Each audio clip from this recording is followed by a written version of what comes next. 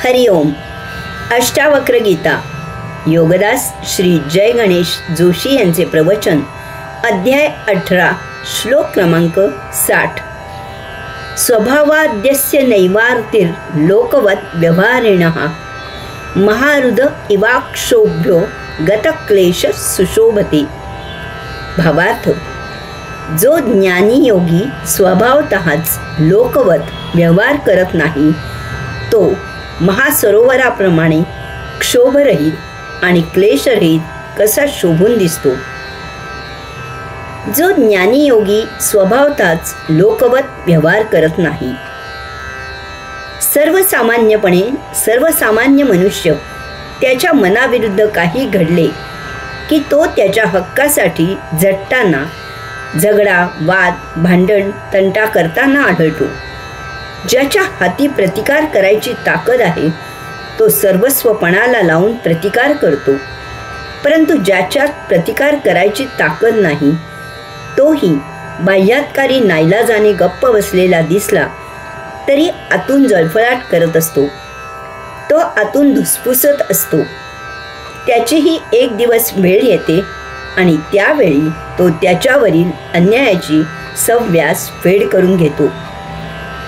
सर्वसामान्य मनुष्य बहुतांशी स्वतःला नेहमीच निर्दोष असल्याचे मानतो आणि अपराधाचे खापर तो दुसऱ्यावर फोडायला पाहतो. सर्वसामान्य मनुष्य स्वतःला जराही दोषीश होणार नाही याची पुरेपूर काळजी घेतो. यासाठी दुसऱ्याला त्रास झाला किंवा सार्वजनिक हिताला बाधा आली तरी तो तिकडे दुर्लक्ष करतो. सर्वसामान्य मनुष्याला इतर काही उचापती करायला मिळाल्या नाहीत तर तो स्वतःमध्ये काहीतरी कमीपणा शोधून काढतो आणि त्याची पूर्तता करू लागतो. येथे हा झगडा स्वतःचा स्वतःशीच असतो. अशा प्रकारे तो सदा अतृप्त आणि अशांत असतो. जो ज्ञान संपन्न आहे त्याला उतावळेपणा, अक्रस्ताळीपणा, झगडा, वाद, भांडण शोभून दिसत नाही. जो साक्षात्कारी आहे तो तसा नसतोही. तो सदा शांत, प्रशांत, धीर, गंभीर असतो. याचा अर्थ त्याला जीवन जगताना असुविधा असत नाहीत असे नाही, परंतु तो त्यामध्येच आनंद शोधतो आणि सदा अडचणीतही शांत, प्रसन्न, तृप्त राहतो. सर्वसामान्य मनुष्य मुद्दामून प्रयत्नपूर्वक शांत राहण्याचा प्रयोग करत असतो. त्यासाठी त्याला मर्यादा असतात, कारण तसा तो जरी शांत झाला तरी काही कारण होते आणि पुन्हा तो अशांत होतो. शांतपणा त्याने स्वतःवर लादलेला असतो. ज्ञानी योगी स्वभावतःच शांत असतो. त्याला त्यासाठी मुद्दाम प्रयोग करावे लागत नाहीत. कोणत्याही परिस्थितीत तो तसाच प्रशांत असतो, कारण तोच त्याचा स्थायी स्वभाव असतो. तो आलेल्या संकटांना प्रभूचा एक खेळ म्हणून स्वीकारतो. त्यामधून तो लीलया बाहेर होतो. अज्ञानीला मर्यादा असतात, त्यामुळे त्याने अज्ञान कितीही झाकायचा प्रयत्न केला तरी ते उघडे होते. काळूने त्याच्या मालकाचे 50,000 रुपये चोरले. मालकाने काळूला न्यायाधीशांसमोर उभे केले. काळूला त्याच्या वकिलाने खूप चांगले पढवून ठेवले होते.